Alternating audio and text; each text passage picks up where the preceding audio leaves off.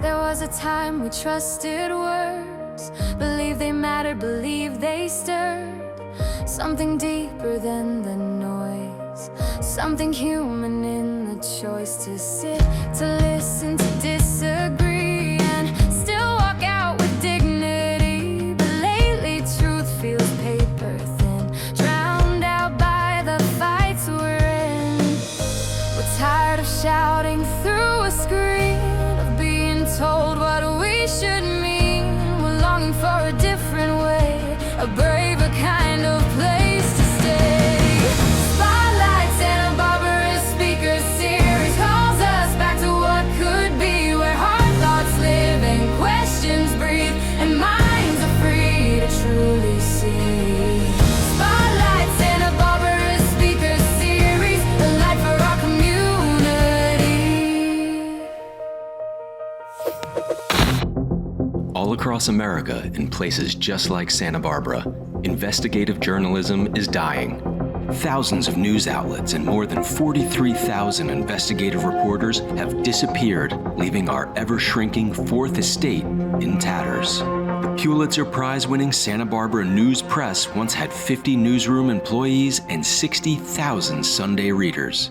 Now California's oldest broadsheet has been reduced to a pile of ashes. Today, partisan national media and algorithm-driven platforms have replaced our shrinking investigative ecosystem with echo chambers, leaving us angry, divided, and uninformed. If surviving media outlets and concerned citizens don't take steps to ensure facts and civility, the consequences for our democracy and our communities will be catastrophic. Spotlight Santa Barbara's speaker series seeks to provoke thought and inspire change. We want to break through our sometimes vitamin D-induced apathy and just talk. We want to foster community and maybe, just maybe, find common ground built on common sense. We hope you'll join us in our journey.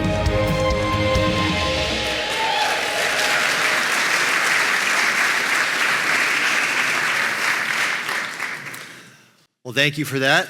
Good evening and welcome to the launch of the Spotlight Santa Barbara Speaker Series. We are so grateful to have you with us here tonight as we seek to reimagine and reinvigorate the public square here in Santa Barbara. And from what I saw and heard on the Esplanade shortly before the show, I think we're well on our way to doing just that. So again, thank you for being here. Jeff and I started Spotlight for 3 reasons. First, we were inspired by the University of Chicago Statement of Principles. We wanted to create a forum where people could come together, hear different points of view, discuss them civilly, question their own stubborn assumptions, and ideally learn something new from each other. Second, we knew that we could not and should not build this forum online. Not only do we not have the technical skills, as anyone here knows who knows us, but we're deliberately pursuing an analog antidote to the digital age. And what do I mean by that? You heard a little bit of it in the video. Social media platforms with their algorithm-driven echo chambers are tearing communities apart as opposed to bringing them together. So Jeff and I knew we literally, and I mean literally, wanted to get people here at the Lobero talking on its wonderful Esplanade before the show. So thank you so much for participating in that part of this endeavor tonight. Third, we knew we needed this kind of gathering more than ever. 85% of Americans today believe that civility is in substantial decline. 2/3 of Americans believe that civic engagement is dominated by activists who both seek to drown out and crowd out alternate points of view. So in a very real sense, Spotlight Santa Barbara is our field of dreams. Jeff and I believe that if we created an environment that supported intellectual curiosity, civic engagement, and civil discourse, and most importantly, paired it with cocktail hour, then people would come. And they have. Just look around you. We have a great turnout tonight. So now the question is, can we provoke thought and inspire change? Tonight, that's the challenge we've given Dan Walters, the most decorated political journalist in California. We are thrilled to have Dan here to kick off our series, and I know he's up to the challenge that we've given him. Before the evening is over, each of us is going to learn something new about the state of our state, and I suspect that Dan is going to have a few thoughts on what we can do to brighten California's future. Good evening, everyone. Thank you, Brian, and thank you, Jeff, wherever you are. Not sure where. For those of you who may not know us, and there's maybe 17 people in the audience who don't, but NewsHawk is in our 19th year covering Santa Barbara County.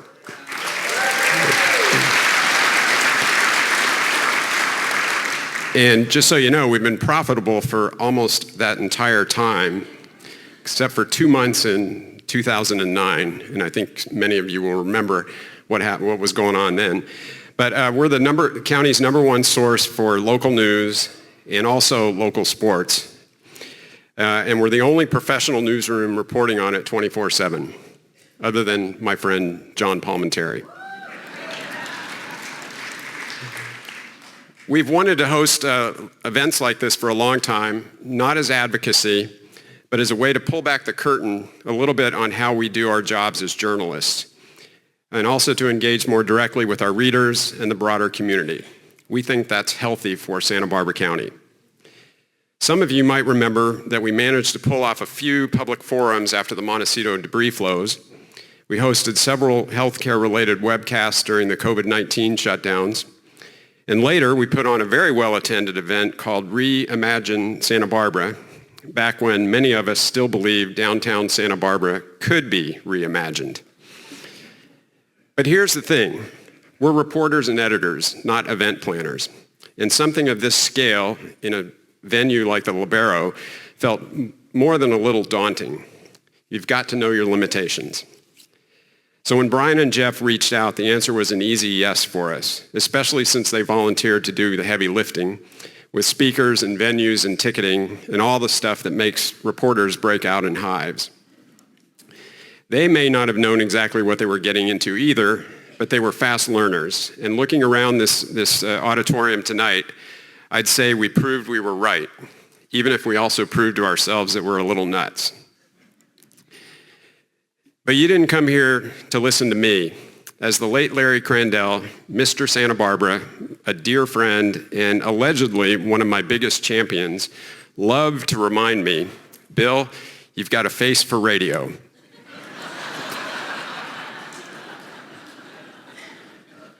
And a voice for typing. So, Dan Walters. Dan is an author, commentator, and the foremost authority on California politics and public policy. More important, he's a journalist's journalist. I've been a loyal and enthusiastic reader of his work for nearly 40 years, and I know many of you have as well. He arrived in Sacramento in 1975, covering the capital for the late Sacramento Union, and later moved to the Sacramento Bee, which at the time, and for the longest time, was one of California's great newspapers. In 2017, he helped lead the way into the digital future as the politics columnist for Cal Matters, which we'll call the NewsHawk of statewide California. The first governor Dan covered was Jerry Brown, and then a half dozen more.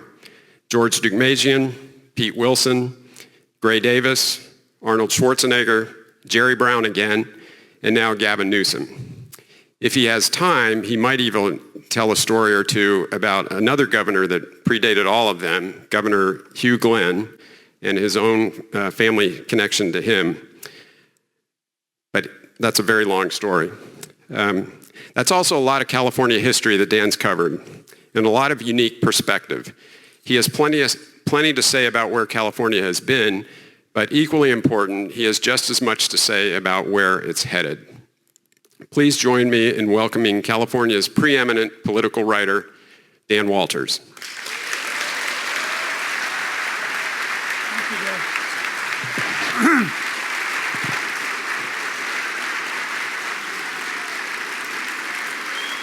There's a hell of a lot of you out there, aren't there? Thank you very much, Bill. And NewsHawk is proof positive that the idea of journalism has not died yet. It's often been given its last rites, but it hasn't quite croaked yet. And also, I want to commend the people who put together this new speaker series for Santa Barbara. That's, It's just something that's being done for the good of the town. And it's very difficult sometimes to find people who do something because it needs to be done, rather than for some personal gain out of it. So I congratulate putting together this speaker series, and I hope that goes on forever and ever. And it's nice to be back in this theater. I've spoken here before. I used to come down here to Santa Barbara to speak to the economic summits that they were done out of UC Santa Barbara. And I've here a couple of times, I think. At any rate, what's been going on in California? Well, I want to go back a little bit. I'm kind of an amateur historian of sorts, and I want to put California in context. When I started covering politics in 1975, I did what most people did when they covered the Capitol in those days. There was a very large press corps in those days, but much larger than it is now, probably several times larger. And I did what everybody else did, more or less. I chased bills. I wrote about debates on the floor, that kind of thing. But after a while, it came to me that I wasn't getting to the meat underneath all of that skin, and that I needed to write a column, because in a column, you don't have to just attribute something to everybody. You can just say it yourself. And if something's good, you can say it's good. If something's bad, you can say it's bad. You don't have to go through all the hoops of the story form. So I started writing a column and started doing that in 1981. God, that's a long time ago, isn't it? Holy moly. 45 years ago? Yeah, 45 years ago last month. And I did that for a while, first for the Sacramento Union, and then in 84 I went to the Bee. And I really focused on the column after going to the Bee. I was also writing stories when I was at the Union, as well as a column. And as I got further into this idea of trying to tell readers what was going on in the Capitol, I realized that what goes on in the Capitol isn't really the story. You know, there's a kind of with all due respect to all the politicians, elected officials in the audience, and would-be officials and politicians, politics is often, people in politics are often viewed as leaders. They're leading us to something. They get elected on saying, if you elect me, I will do this. I will lead you. I will solve this problem. But after doing this for a while, I realized that really that politics is not a leading edge activity. That politicians really are about kind of like, they're not the drum majors out there in front of the parade the way they like to pretend they are, and that we in the media often portray them as being. They're really with the people with the scoop shovels in the back of the parade, scooping up what's left as society itself changes and evolves. And you think about that. That's really what they do. It's a reactive business rather than a proactive business by and large. And you look at that. What do? What do they say? I'm going to solve this problem. I'm going to solve that problem. Well, the problem predates them. So they're really not leading. They're really reacting under the best of circumstances to what's going on in the larger realm of things. Which then led me to another revelation, I guess you'd say. So I decided that to write about politics in a cogent and meaningful way, you really have to write about the state as an entirety, what's going on in California, because what goes on in California then it gets distilled down to specific issues that are then presented in the political arena. But that's reactive. What's the active thing? What's really happening? Why? How is California changing? And what are the dimensions of that change and the reasons that are going on? One of my tenets is this. There's nothing certain about California other than the certainty that it'll change. That's the only certainty about California. I mean, when you think about California in the global context, it's a remarkable place. We have things that are nowhere else in the world. The redwood trees and, I don't know, everything. Yes, so many things that are unique to this state. That developed over time as you go back to the beginning, more or less, of California. I mean, the beginning of as a state, 1850, 175 years ago, last October. What was California in 1850? It was practically nothing. You look about it, the only reason California became a state was that there was already the antecedents to the Civil War already being felt in that period, the conflict over slavery particularly. And the anti-slavery people in the North did not want California's gold to go to the Confederacy. So they hurried up and made California a state, even though we didn't qualify in any way to become a state. California in 1850 was tiny, really. The whole population of the state was like 250,000 maybe. Los Angeles had fewer than 5,000 people. California really consisted of San Francisco, Sacramento, the gold fields, and a few little mission towns out on the coast. That was California. That's all there was. The whole rest of the state was a wilderness. Hardly anybody was there. It was actually a wilderness. Nobody even knew what was there. It was unexplored for much of it. In 1860, 10 years after California became a state, the legislature decided that, hey, we've got this state, we got to figure out what we got. We didn't know what we got. So they appointed a state geologist, a man by the name of Hosea Whitney. And Mr. Whitney, Dr. Whitney, he stayed in Sacramento and San Francisco raising money for the project of finding out what was in California. And he hired a young scientist by the name of William Brewer. And William Brewer, for the next 4 years, all during how the Civil War was going on back east, went on annual expeditions living off the land he hired guys to go with him, and they were living off the land, eating game and everything, and went all over the state for 4 years cataloging what California was. They climbed mountains, the tallest one being Mount Whitney, named after his boss. That was really good of him to name that thing after his boss, because he named another mountain nearby that's just slightly shorter after himself. There is a Mount Brewer, if you look it up on the map, right up in that same area. And he went all over the state doing this, just cataloging all the things they found, measuring the mountains, gathering samples of various things, rocks and everything.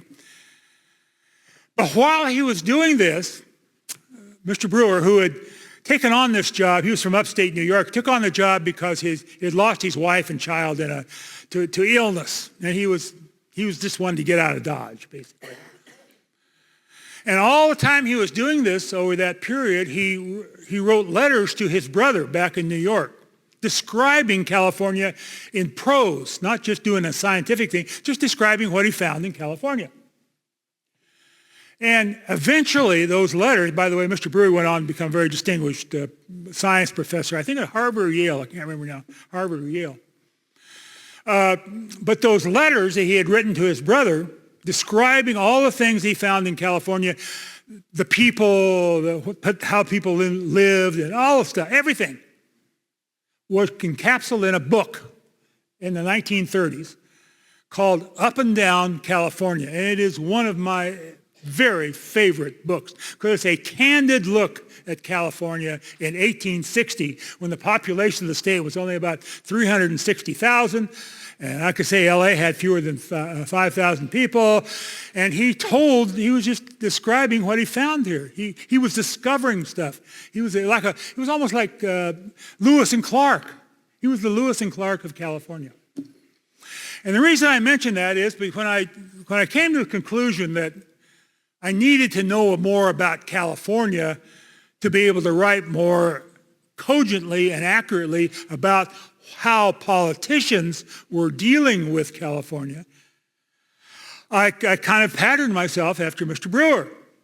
And I undertook a journey of discovery, so to speak, and went to every corner of California. Spent about, I was still writing columns all the time, but I would go out on these forays. At one time or another, went to every place in California, every county, all the way up from the northeast corner up there by Alturas, all the way down to the Imperial Valley down on the Mexican border and all over the place. And I wrote a book. Wasn't as good as Up and Down California by any means, but it described California in the mid-1980s in demographic terms, in sociologic terms, in economic terms, and in political terms. And what I did is I divided California into 14 regions and wrote a profile of each region. The Sacramento Bee published this, I think the longest series ever printed in the Sacramento Bee, and then it was later made into a book. And then later on after that, a revised version of the book. So what I described was, what I discovered, which I didn't know at the time until I started getting into this, was that California was in the midst, at that point, of a huge, huge change. If historians are on the job, they will pinpoint that era of California roughly from the mid-1970s to the end of the 1980s, that 15-year span, as one of the most important eras in California history, because it was an era where we retired kind of an old California, I would call it the post-World War II California. And we were experiencing a whole new version of California. And let me throw a few of the things I'm talking about, because again, once I said, change is the only constant about California. But change sometimes comes very suddenly, like the gold rush, for example. And sometimes it is more evolutionary rather than revolutionary and occurs over time. And as it occurs over time, we kind of don't grasp it that it was going on. And that's what I tried to do with that series of articles in the book. So what was happening in California in that period? Roughly, the governorships of Jerry Brown and George Deukmejian, basically. In fact, almost exactly the 16 years of the two governorships. Number one was that the baby boom had stopped.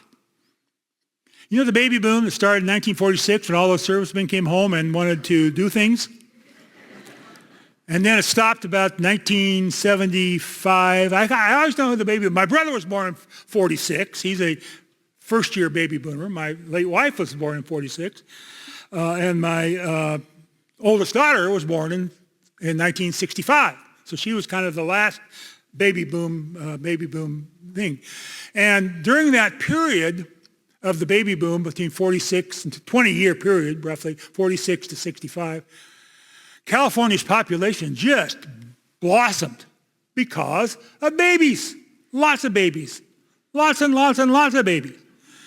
And then the baby boom kind of petered out in the mid-70s. And some of you are old enough to probably remember when we were shutting down schools in California because the number of students was declining as the baby boom era ran its course. So one thing that was happening to begin this period in the 1970s was our population growth that we had taken for granted after World War II was slowing down. And it gave rise to a certain syndrome that was believed to be accurate at the time, but wasn't. And that was that, hey, we're slowing down. Our population isn't going to grow anymore. We don't need to build all that new stuff. New stuff, meaning highways and schools and colleges and dams and canals, all that stuff that we had built during that post-World War II era to serve this very rapidly growing population. We don't need that anymore because we're slowing down. We were in, to quote Jerry Brown, at that time, he changed his mind later, was an era of limits. So highway projects were canceled, water projects were canceled, power projects were canceled, didn't need that stuff anymore because we were gotten to a certain point and we weren't going to grow anymore. Well, how many people did we have at that time? We had, in 1975, we had about 22 million people. We had become the most populous state in the 60s, surpassing New York. But we had about 22 million in 75. The 1980 census said there were 24 million of us. Well, that was wrong. Jerry Brown was wrong, and everybody who thought that we had kind of run out of steam, so to speak, was wrong, because we saw a huge population boom in the 1980s.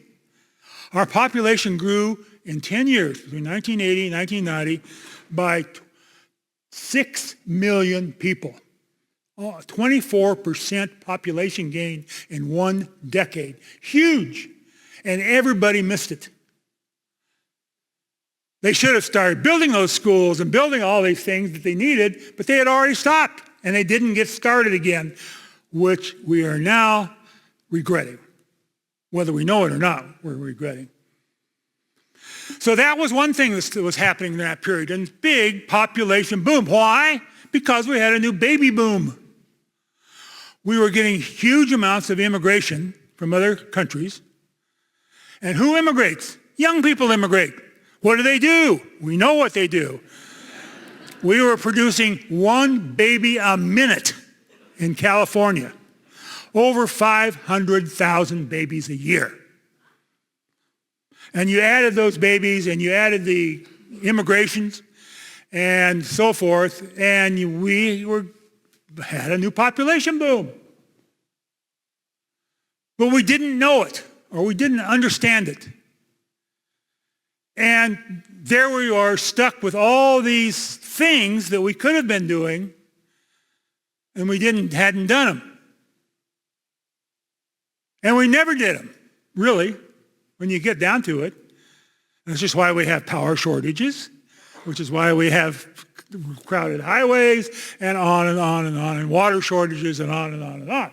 Because we didn't do what was planned to do, and then got shut down during the 70s. First by Jerry Brown on a kind of an environmental, sort of granola sort of thing. And then the Republicans came along and said, we don't want to spend any money. So they didn't want to do it either. And so we entered then, at the end of this era, 1990 or so, with a hell of a lot more people in California. 6 million more people, but nothing that we had done really to service that population growth.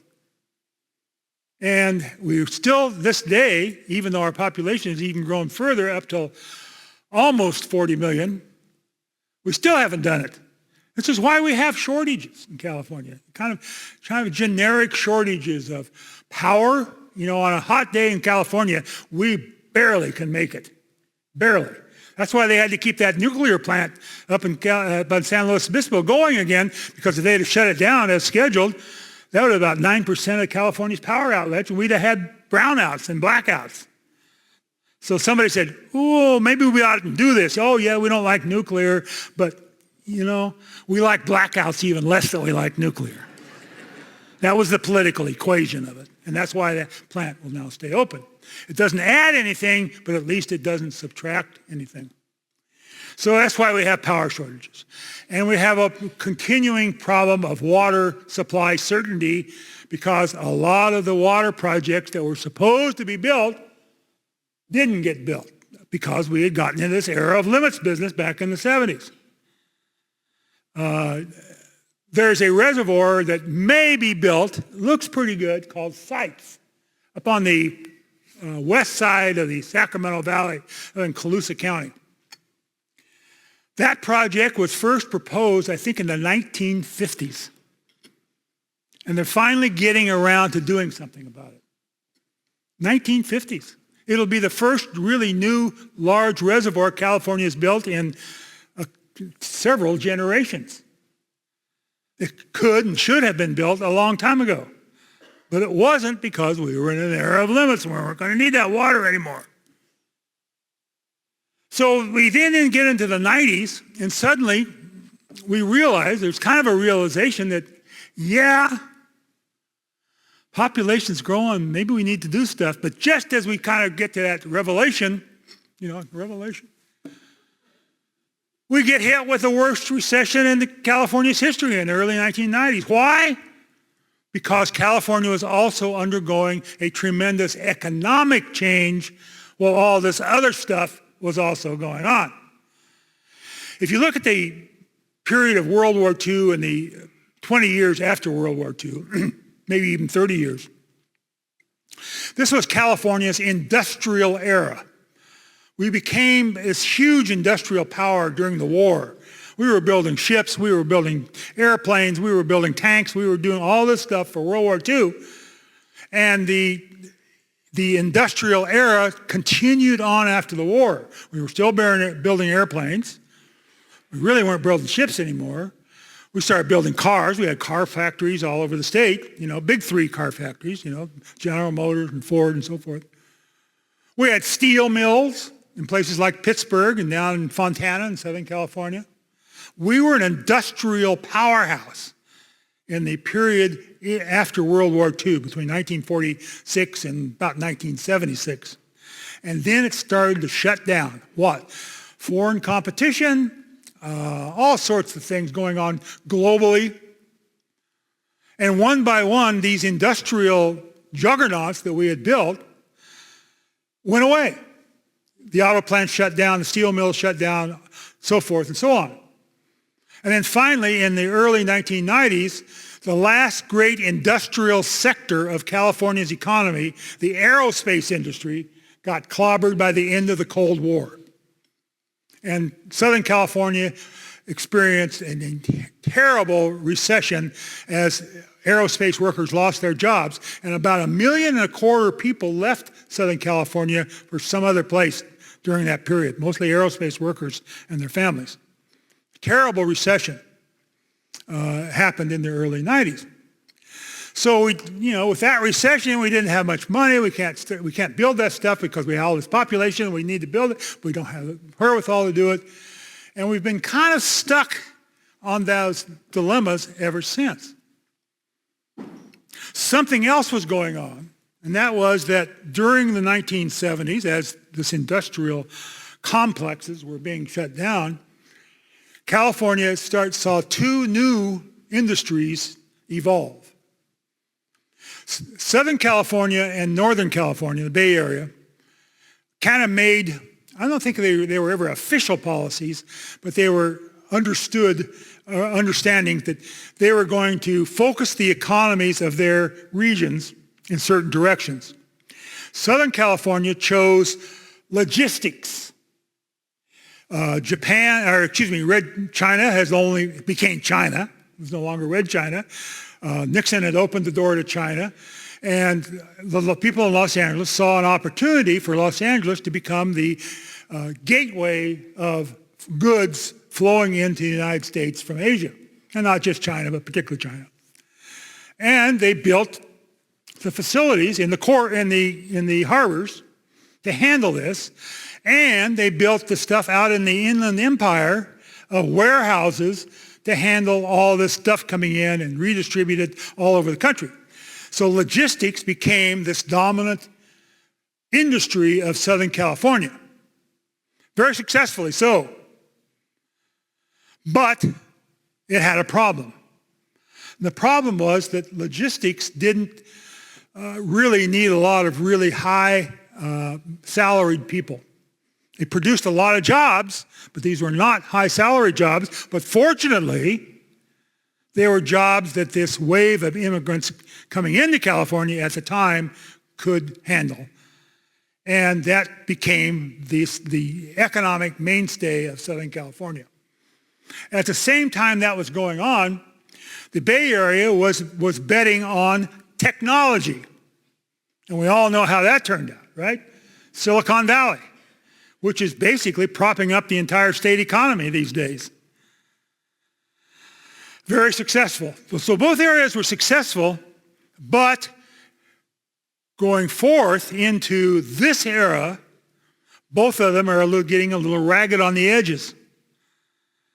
The Los Angeles Long Beach Port Complex is struggling a little bit because now you got a wider Panama Canal. The ships can go around to the East Coast. They don't necessarily need to come into Los Angeles. There's all sorts of things going on, and most recently, of course, tariffs, that the whole logistics industry of Southern California is kind of teetering a little bit. Also, there's been a backlash against all the warehouses out in the Inland Empire, and there's legislation being passed in Sacramento to curb the construction of those warehouses. Meanwhile, up in the Silicon Valley's been shedding jobs now for 3 or 4 years. And as AI has come in, they are using AI themselves for their own operations, and they don't need all those high-priced code writers anymore. So they've been laying off people like crazy the last few years. And that whole industry is in a state of flux. AI is the new thing, but AI also needs what? A lot of electricity for all those huge complexes of computers. Yes, some of it's happening in California, but a lot of that activity has gone someplace else.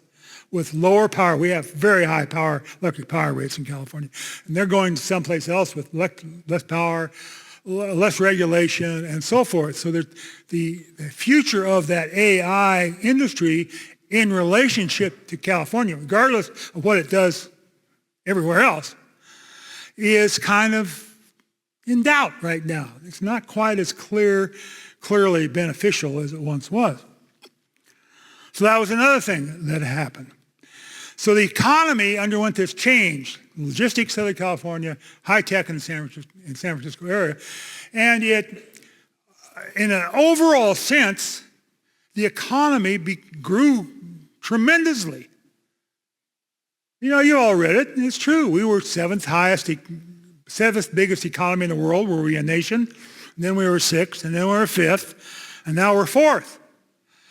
And nipping at Germany's heels, so to speak. And we may be number 3. It's about $4 trillion economy. That's a big economy. That's bigger than all nations in the world except for 3. But, and there's always a but, right? But it's a very narrow prosperity that benefits a very narrow slice of California's population. So the net result has been, unfortunately, that California has not only the 4th largest economy in the world, but also the highest rate of poverty of any state. When you figure in the cost of living, which of course we all know in California is outrageously high. And it also explains why we've been now, in the most recent years, losing population. Since the 2000 census, according to the latest data came out from the Census Bureau just a couple of weeks ago, California has had a net loss of 200,000 people. The state disagrees with that, and the state says, no, we're a few thousand ahead. It doesn't matter. Whatever. The fact is that California's population that used to be growing like crazy at one time is now plateaued out. It's either gaining a tiny bit or losing a tiny bit, but it's a plateau, about 39.4 million. We never quite got to 40 million. So that has All sorts of impacts. You remember there's no such thing as an impact-free change. They all have impacts. Just as the nature of our economy created not only great wealth, but also great poverty, as the cost of living rose because of our great wealth, so does the plateauing out, the stasis in population. On one level, it's kind of a good thing. We don't have all those people. It may help us solve our housing problem. Maybe, possibly, if we can ever define exactly what that housing problem is, because nobody's really agreed on it yet. But if we're going to have fewer people or not any more people, assumedly someday the housing will catch up with the population, right? Sooner or later. But there's a downside to that as well. Because who's leaving California? We have been losing population to other states for the last 25 years. Now, for a while, that was offset by immigration and babies, but the birth rate is way down. The immigration is not to a trickle, and we're losing people to other states. Over the last 5 years, I think that's right, we have lost 10 million people to other states and gained 7 million from other states. So we're down about, on just state-to-state migration, we're down about 3 million. But then that's offset somewhat by babies and immigration. So the net loss is maybe 200,000 since 2020. The downside to that is that the people who are leaving California tend to be adults, I call it working class adults without college degrees. Which means that if you check in with your local auto garage or your construction companies or the plumbers companies, they are having a hell of a hard time getting people. Because people are leaving. Because they can't afford to live in California. And they can move to Texas. By the way, the number one destination of ex-California is Texas, which gained about 300,000 population just in the last year, by the way. Or other states. The fastest growing state right now is North Carolina. It's the fastest growing state in the United States. But those Sun Belt southern states are growing while states like New York and Illinois and California are losing population.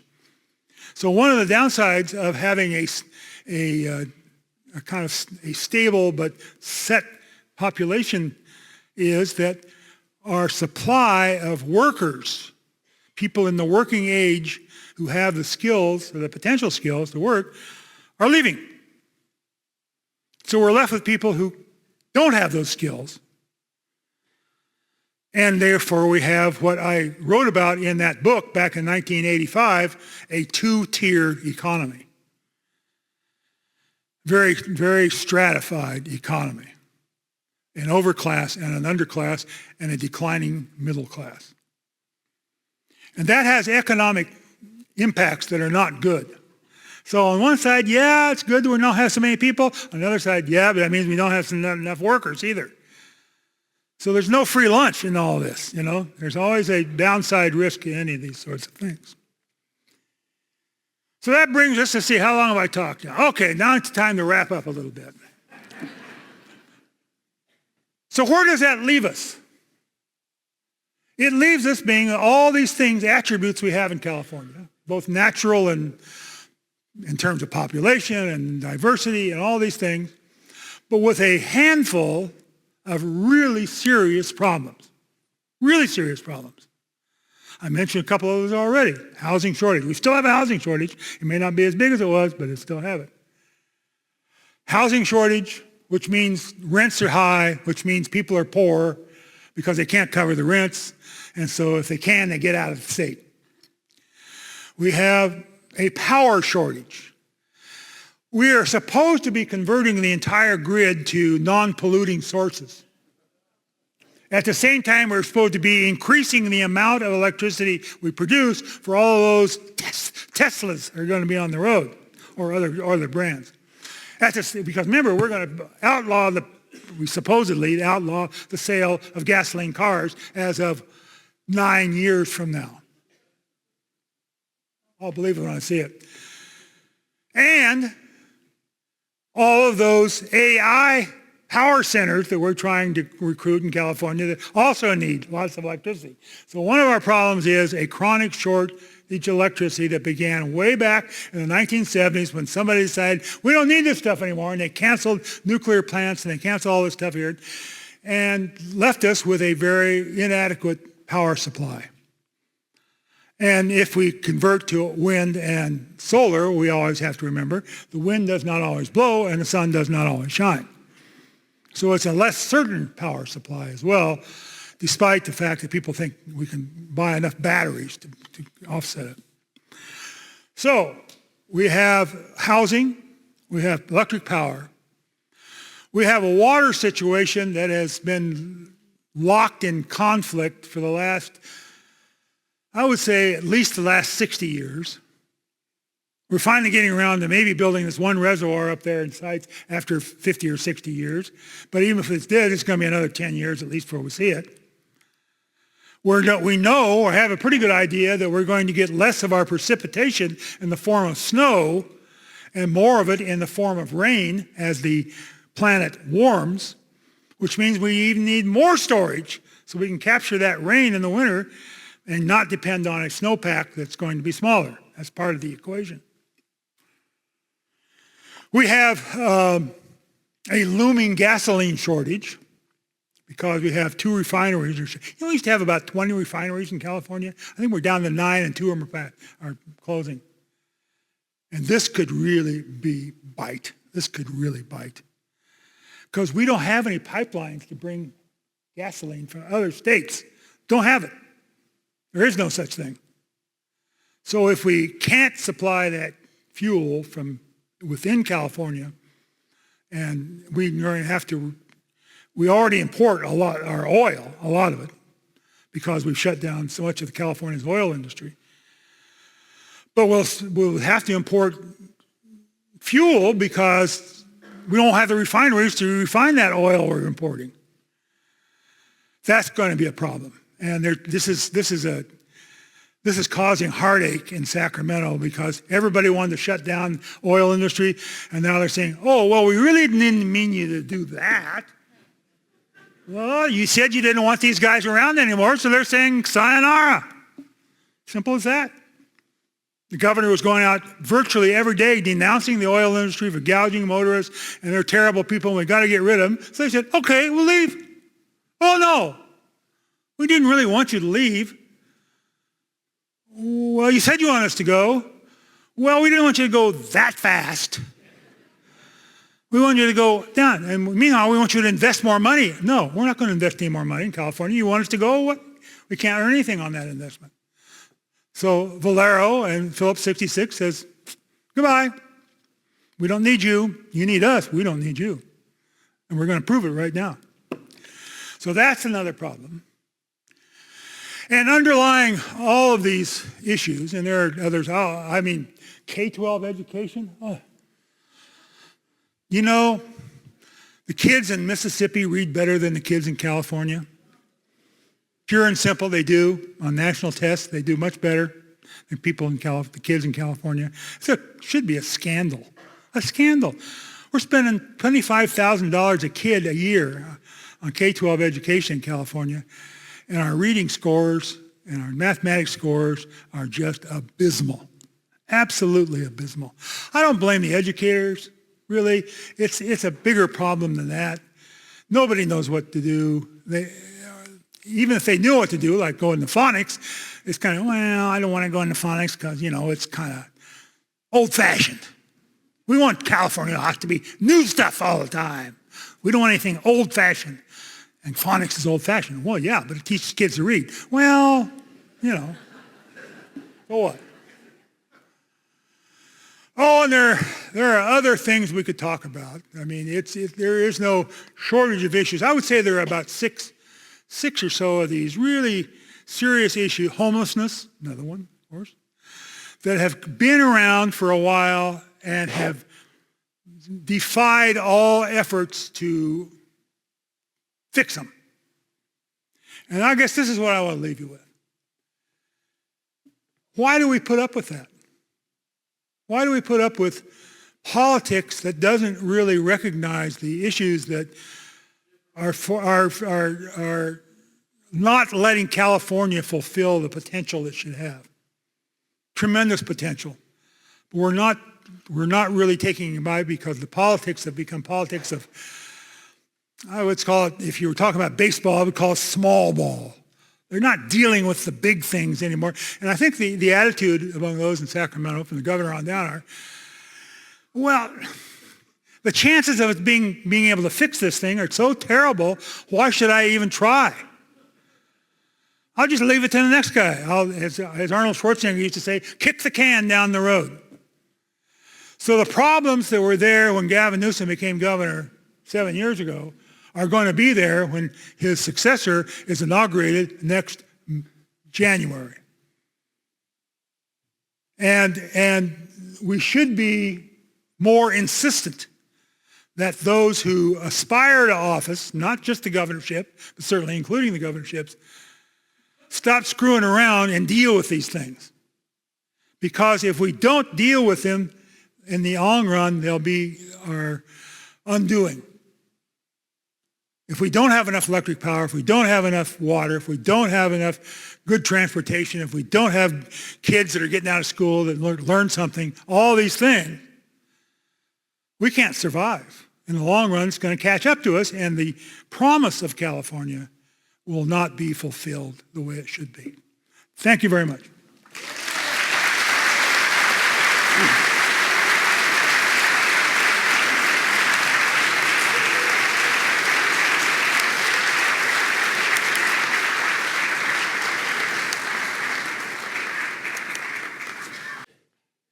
Thank you, Dan.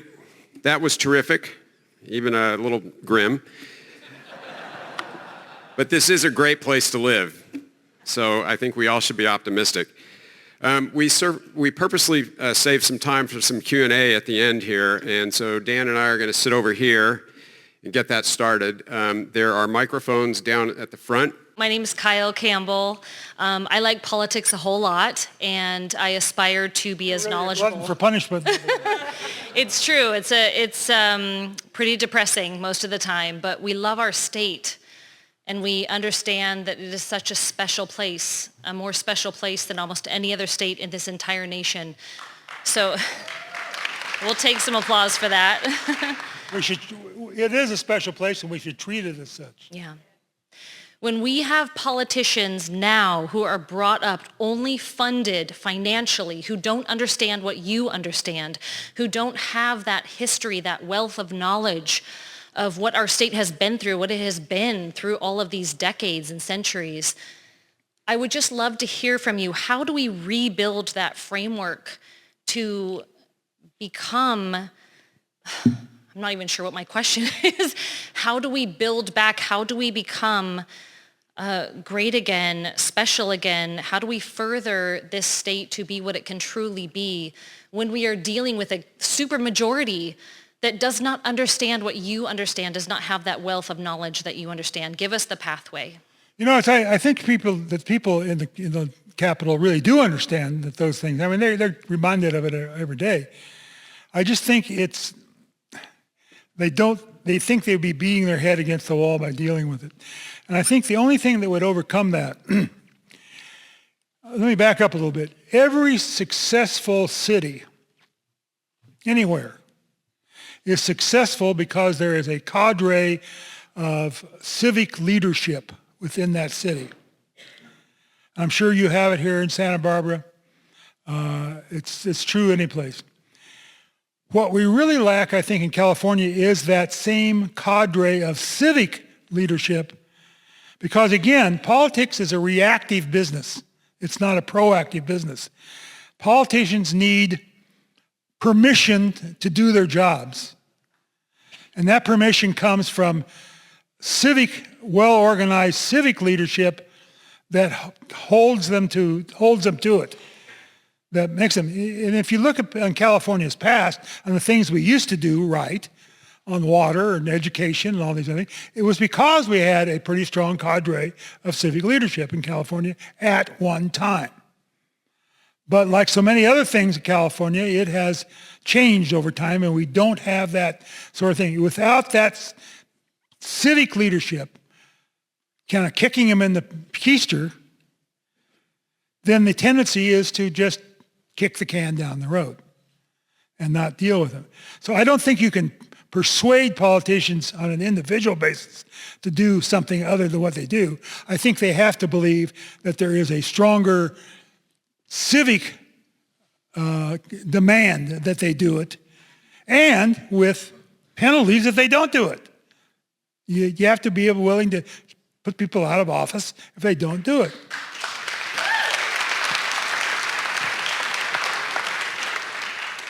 Okay. Thank you. So, yes, sir.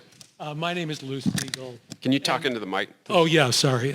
My name is Lou Siegel. And I want to talk about the elephant in the room that you didn't really refer to. And that is, you know, when I came to California in 1988, this was kind of a purple state. And I think prior to that, it maybe even more of a reddish state when Reagan was, when Reagan was president. Obviously, he won the state of California. And since then, it's become, obviously a very blue state. And with Proposition 50, it'll probably be even more blue. So my question is, how did that happen? And I know that's that's number one. And number two, how do you think all the problems you just mentioned, how do you think that relates to that political transition? Well, to answer your last question first, I think it relates in this way. That when you have a one-party state, it doesn't really matter which party it is, and that party knows that it cannot be dislodged from power, then it feels it's permitted then to ignore these things because there's no downside risk for doing it, for ignoring them. There's no penalty to be paid. And that's one of the problems of a one-party state. It's like a one-party nation, whether Russia or China or something, is that the one party in power feels insulated from any downside risk for not taking care of these issues. And that's the downside of one-party government. It also, by the way, parenthetically, also leads to great amounts of secrecy. We have seen secrecy become so entrenched. They even do this. They're doing a project now to remodel one side of the Capitol. It's been going on and on. It's going to cost over $1 billion. They made people associated with the project sign non-disclosure paper pledges that they would never disclose anything about that project. So this money's being spent. It's being spent by somebody, somehow, somewhere. But nobody knows where it is other than the people who are doing it. And that's become a worse and worse problem in California, is the secrecy that attaches itself to one-party government. If there's no other party who can kind of blow the whistle, then people feel that they're empowered to just do whatever they want to and not feel any penalty. And how did this happen? How did we become a one-party state? Well, it really started in the middle 1990s. First of all, with that great exodus of people out of Southern California, aerospace workers who were all Republican voted. There were registered Democrats who voted Republican. And so it tilted the politics of Southern California very strongly. And then a whole group of social issues on which Republicans were on the losing side. Abortion, gun control, lots of things like that. And that they kind of spoiled the brand to a lot of people, particularly out in the suburbs, places like the east side of San Francisco Bay, even in Orange County, San Diego County used to be pretty Republican areas. They became disenchanted with Republicans over these cultural issues, I guess you'd say. And you also had a great deal, a resurgent labor union movement in Los Angeles from those immigrants who had come in during the 70s and 80s became a very powerful union organization. And of course, the public employee unions, who got the power to for collective bargaining from Jerry Brown in 1975, have also become very powerful as well. Those are all pieces of the pie. Immigration? Immigration, does that contribute? Hey, immigration is part of it, yeah. Because it fueled the union movement that helped Democrats get elected. Yes, ma'am.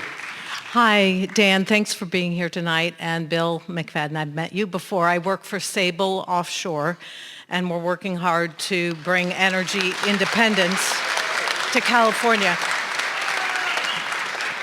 But my question is related to the boondoggle of the high-speed rail project. And I'm wondering if you could speak a little bit to where you see the problems are around that and how we're going to solve that. Excuse me. Yeah. More secrecy. I'm proud of the fact that I coined the saying, train to nowhere.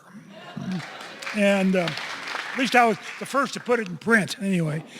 Yeah, it's a project that is, it's a solution in search of a problem. And the people who originally sponsored it, put the measure on the ballot and campaigned for it, are now against it because it's become such a money pit with no real deadline, no real pathway to completion. It just keeps going on and on. In government, there's no such thing as a temporary thing. And once something gets in, then it's going to be there forever because nobody wants to pull the string on it. In Gavin Newsom's inaugural address in 2019, he actually had a phrase in his address saying basically, this train won't work and we don't know how to make it work. And the stuff hit the fan, from the unions particularly, because there's a lot of union jobs. And he had to backtrack, to coin a phrase, like crazy on that thing. So now in his latest State of the State message, he's bragging about they're doing this bullet train, which is really ironic when you think about it. Yes, sir. Good evening. My name is Colin Bell, and it goes kind of back to the first question. Do you ever see a path possible, and would it help to have a third party, a viable third party, and maybe even that's more of a national conversation in California? But it's almost impossible to create a third party. The two parties disagree on a lot of things. But they do agree on they don't want third parties to pop up. So the laws affecting third parties are so restrictive, so difficult to actually get ballot access. It's really, truly amazing. So the answer to the question is no. Now, there is a pathway there, and of kind of centrist Democrats and non-MAGA Republicans. There is some symbiotic relationship there.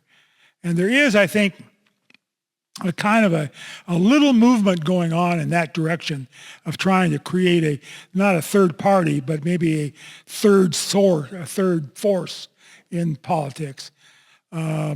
Whether it'll occur or not, I don't know. I think you don't get radical political change unless there's some cataclysmic event. The cataclysmic event of that recession in the 90s really helped the Democrats take off. I think if you had an awful crime wave, or you had something that really shocked people out of their lethargy, then maybe something could happen along those lines. But until that happens, I don't think so. Yes, sir. I'm Jimmy Milliland from New York, and been out here a while. We won't hold that against you. Thank you. Even though you really sound like a New Yorker. I got rid of the accent. So today, either Washington Post or the New York Times said there's the quiet front runner coming out of California. And it was on the front page. Yeah, I've seen all those stories. And what was amazing to me, again, also in Vogue, also in the Atlantic, also, yeah. And in New York, when you screw up, you lose your job. Here, you've just basically thrown at his feet the bullet train to Merced, the, the water crisis, the electrical crisis, the backtracking on those, not to mention the national disasters. How does he become a major party candidate? He becomes a major party candidate because at this stage of the presidential election cycle, it's a beauty contest, so-called. Nobody's looking at policies or performances. They're looking at what kind of hair gel he uses. And by the way, it's in one of those articles, what the brand, I can't remember what it is right now. And it's a personality contest as opposed to thing. Now, you get into the weeds on it after he's out of the governorship and other candidates come up, that's a different story. It'll be a different thing. But at the moment, it's just a kind of they call it beauty contest. In politics, they call that a beauty contest. And that's what it is at this point. And Gavin Newsom, some people think is beautiful, I guess. And I always have to remember that he's 6 months younger than my youngest daughter. He could be my son, I guess. But that's it. Nobody's paying any attention to the fact that the budget is unbalanced or the bullet train isn't being built or all these other things because it's just not that stage of the game yet. Yes. Most people aren't very serious in positions of leadership, and especially, Santa Barbara City Council. I know I don't speak for everyone behind me. You bring a problem to them and they just, I don't know, they have no brains. There's no common sense. Right? There's no common sense. And then if everybody, if you'll have a room like this and people will say we're upset about State Street, and they'll go, fine, we're going to table that. They go behind closed doors, and the next thing you hear is they just went ahead with their plan anyway. If you can't be unseated, then there's no motivation to take on the harder issues, which, you look at, so you take on some issue, water or something, and it's a difficult issue. It's very complicated. There's a lot of different parties involved. You're going to piss off somebody if you do anything. So what's the point? Just leave it to the next guy. And that's kind of the attitude when you have this one-party situation. When California was dealing with these issues back when, there were two very evenly matched parties in California. And that was true up to 30 years ago. And then it stopped happening. Starting about 1995, it stopped happening. Yes. Hi, Dan. I'm Julie, and I'm both a Sacramentan and a Santa Barbara woman. I work in Sacramento on affordable housing, and in fact, on March 9th, I'm presenting to our congressman up there in our county and our city solutions for affordability. There are ways to build housing less expensively. It costs in California today, it costs a minimum of $500,000 and as much as $1 million to build one unit of so-called affordable housing. And just to add context to that, I'm not an affordable builder. I'm a market rate builder, and we build affordable housing units for $225,000 a key. So what I don't understand, and I don't need to know tonight, but what we're trying to do is basically create a lane where common sense is employed and both market rate and affordable systems are used to deliver a realistic solution. Yeah. Sounds great. how does politics, kind of an archaic solution or system really, adapt to the fact that the rest of the world is moving so much faster than it can keep up I with? actually wrote a call about it recently that there was a study done at RAND Corporation last year that compared the costs of building housing in California with those of other states. And it's incredible, the differential. I mean, they said you could build 4 times as much housing in Colorado if you just did it the way they do it in Colorado for the same money. There are things that, modular building, factory, there's lots of ways you could do this. But But the red tape involved in any kind of housing project, as you probably well know, is just absolutely incredible. And that's where a lot of the cost, and when it comes to publicly financed housing, the red tape is even much worse than it is in the private sector. Yes, sir. Dan, thank you. I'm Bob Niehaus. I moved here in 1979 with my wife. We raised 2 boys here. The thing I didn't hear you mention was illegal immigration. And the huge dilemma is that California's economy has absorbed those undocumented immigrants, and they're doing, or to turn it around the other way, if they were to all leave, we would be in the worst depression we could possibly imagine in California. I mean, we have shortages of blue-collar labor in California right now. Can you imagine what it would be if those undocumented immigrants weren't out there putting roofs on houses and so that sort of thing? They are integrated into the economy so fully, and that is to get to like agriculture or something, that, you know, aside from their legality or illegality, they are in this economy to an nth degree. Most of those undocumented immigrants, the far majority of them, are working people. They work. And they're doing work that we need to have done. So how you square that, knowing that, yes, they're here without documentation, illegally, but they're also propping up the entire state. So do you see that as a problem? If we have an economy that only works if we ignore major portions of the law, is that a problem? It's a problem whether we like it or not if they're not here doing that work. Thank you. Yes, sir. At one time, the Pentagon was spending 20% of all the money they spent all over the world was being spent in California. That ended about 35 years ago when the Cold War ended, and all those aerospace contracts got canceled, and all those military bases like the Long Beach shipyards and on and on and on and on, Fort Ord, and everything got shut down. And California's defense industry basically went away. We still have some here, and we still have a few military installations, but nothing like it used to be.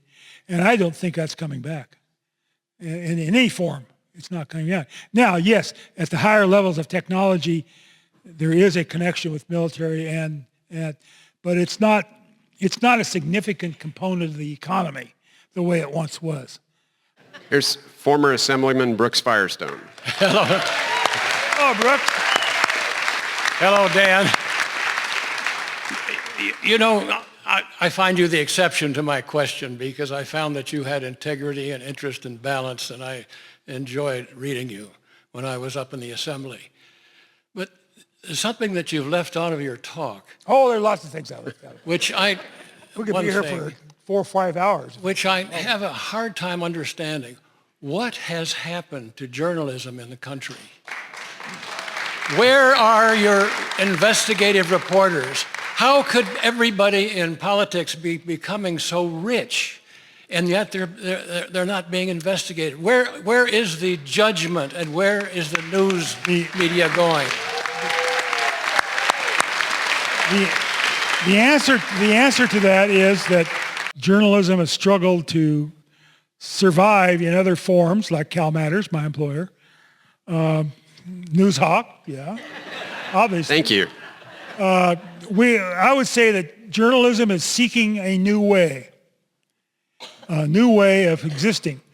Because even for the very large newspapers in California, maybe the only exceptions are the Wall Street Journal and the New York Times, but every other newspaper in the world is suffering. The LA Times is suffering. The Washington Post is laying off people like crazy. It's a broken model. And it's not going to come back because the backbone of the newspaper industry wasn't news, it was advertising, particularly classified advertising. And that went away. And when that went away, the whole model got broken. I can remember when the mid-'80s newspapers were making money hand over fist. There was licenses to print money in newspapers. And then even Warren Buffett was buying newspapers. Buffalo paper up in Buffalo. But the model got broken by the internet. And the newspaper industry was too stupid and short-sighted not to see that happening and didn't react to it aggressively like it should have to monetize its product. And it was handing out its product for free to Google and Apple and all these people. And then they belatedly tried to do something about it, but the horse had left the barn. And journalism is trying to find some new way of operating. When Cal Matters was founded in 2015, I said, what the hell is that all about? I was working for the Sacramento Bee at the time. I said, what? Don't give me that. So 2 years later, I went to work for them. I saw the handwriting on the wall. McClatchy newspaper was going to go into bankruptcy. I didn't want to lose my pension. So I went to work for Cal Matters. I was like employee number 10 or 12 or something in 2017. And now we have like 84 people. And so that's a model that seems to be working for us and working in other places in the country, like the Texas Tribune, for example. But whether that becomes the permanent model to revive professional journalism, I don't know. So far, it kind of is, if it can last, and the funders are willing to keep operating, giving the money from the foundations and all the other people who give the money. But I don't know that it's the model. But we certainly need some other model other than the old one, which doesn't work anymore. And I can't tell you what it is. I'm not a newspaper economist. He knows, but that is what it is. All you can do is give it a shot and try to make it work. But there are not as many journalists as there used to be. Every year, I'm happy to say, proud to say, the Sacramento Press Club, which is all journalists, raises money to give out journalism scholarships. And I donate money to it, and I'm a treasurer of the club, and I've gotten other money, so we have actually been increasing our scholarship. But every time when we interview these guys to decide who's going to get the money, I always think to myself, what the hell do you want to do this for? I mean, why do you want a master's degree in journalism? Why do you want to go into debt for a job that's not going to pay that very well? But I don't say that. I interview the kids, and I just make I help make the decisions on who's going to get scholarships, and cross my fingers and hope it works out for them. We could do a whole session on that. Yeah. Maybe we should. Hours. So Gianna and Sheridan, make a note of that. But since Brooks brought it up, I'm wondering, given all the pressure that journalists are under, today from the internet, social media, et cetera, what is the one thing that journalists need to do right now to stave off this climate of suspicion and credibility? We need to make ourselves valuable to the people who used to buy newspapers, and valuable enough that they'll patronize us one way or the other, either donations or subscriptions or whatever.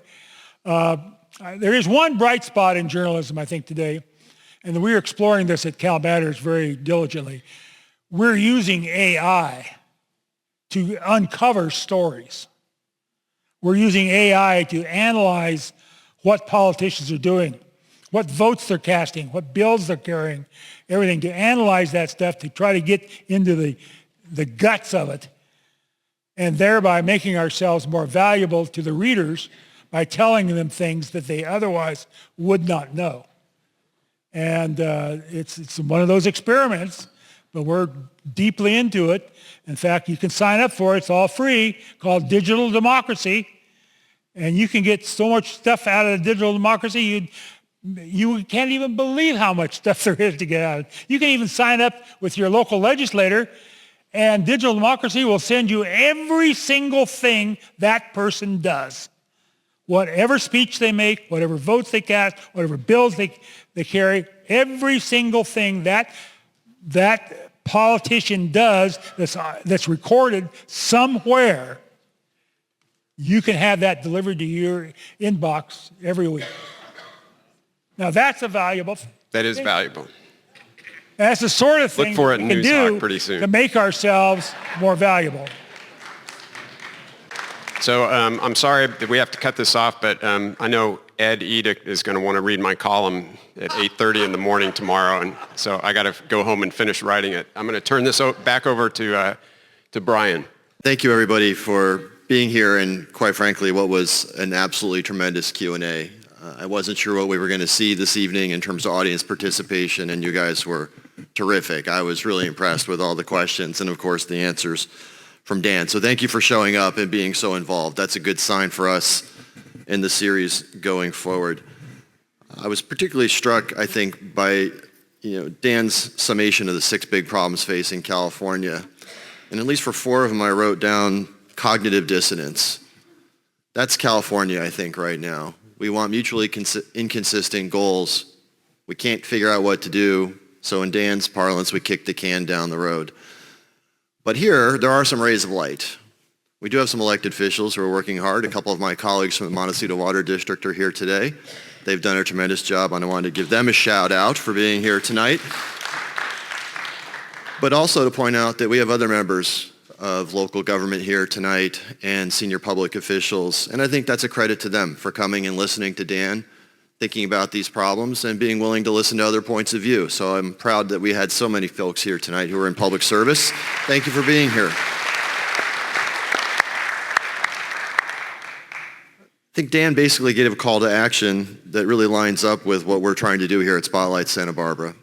We need people to pay attention, to be involved in the community, to hold our leaders accountable, to get out of this inertia phase, to get rid of the cognitive dissonance. And that's what we're really hoping to do over the course of this speaker series. Before I turn over to our next speaker is going to be in my notes, I do want to point out that if you're not already subscribing to Cal Matters or News Hawk, please do. If we don't have investigative journalists and independent media, we can't have a real public square in Santa Barbara. So it doesn't cost anything. It's cheap. It's the best deal you're ever going to get. All right, I promise to be brief in my final remarks here. But if you do believe in Spotlight's mission, then we do have a few asks for you. First, of course, we'd like you to come to our future events and bring your friends. Please tell them to do the same. I think this is going to be a pretty easy decision for those of you who stuck it out with us tonight, because our next speaker is going to be Greg Lukianoff. He is a New York Times bestseller, free speech champion, cultural critic, and the president and CEO of the Foundation for Individual Rights and Expression.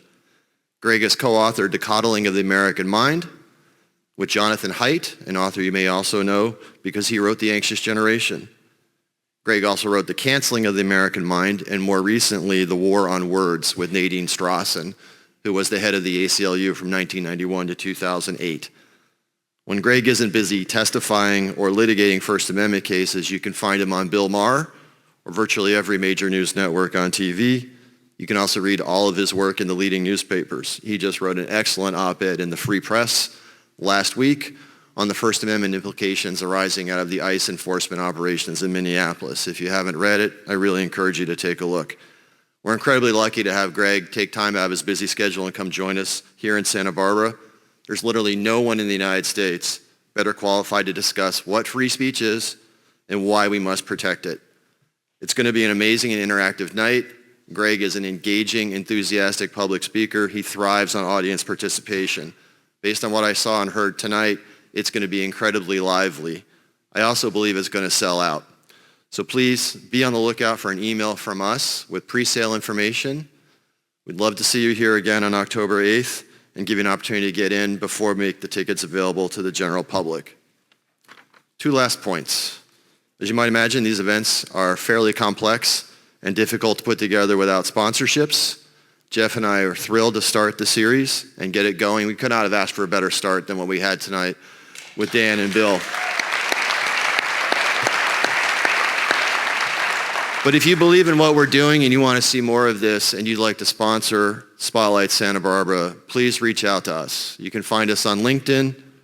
You can reach out to us through our website, spotlightsb.com. You can reach out to Bill at NewsHawk. We need your support if we want to keep this going, so please think about that. And of course, we would love to hear from you. We want to do everything we can to make this series as entertaining and informative and impactful as possible. So if you have suggestions about future speakers, topics, formats, please do share them with us. Again, you can contact us through our website. So in closing, let me please just thank you all for being here again tonight. We really appreciate it. We couldn't have asked for a better turnout, a better audience. We hope to see you here again soon.